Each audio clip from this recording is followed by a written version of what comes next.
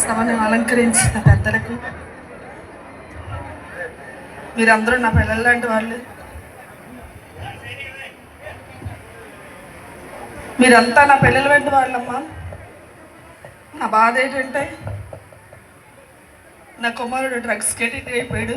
బాగానా చెప్పిన మాట వినకుండా చదువు మానేసి ఫ్రెండ్స్తో తిరిగి గంజాయి ఇంకా ఏవేవో పౌడర్లు తెచ్చుకొని ఇంజక్షన్ చేసుకోవడం చాలా ఇబ్బంది పెట్టేవాడండి ఇంట్లోని.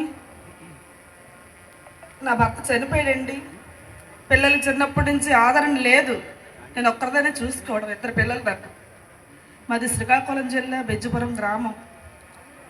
నాకు 2 పిల్లలండి. కానీ నాకు ఆ పిల్లల్ని చూసుకొని అమ్మ ఉండేది. అమ్మ ముసలైపోయింది బాగాన. ఇంకా ఆమె కూడా ఓపిక లేదండి చూడడానికి. ఉన్నారు అక్కచెల్లెలు అన్నదమ్ములు ఎవరైనా చూసేస్తారు నా పిల్లల్ని. నా భర్త చనిపోయాడు కనుక ఈ పిల్లలకి ఆదరణ ఎవరు లేరండి. కానీ ఏదో ఒక బాధపడి పిల్లల్ని చదివించాను. పాపకి ఇంటర్మీడియట్ చేయించాను, పెళ్లి చేస్తాను. పాస్ అయిన తర్వాత పాలిటెక్నికల్ రాయిస్తే మంచి మార్కులతో పాస్ అయ్యాడు. పాస్ అయ్యి శివాని కాలేజీలో జాయిన్ చేశాను. చేస్తే ఫస్ట్ ఇయర్లోనే మరెవరో తనకి డ్రగ్స్ ఎడిక్ట్ చేయించారండి. చేయించిన తర్వాత మా ఊర్లో కూడా చాలామంది ఈ డ్రగ్స్ తాగుతున్నారు.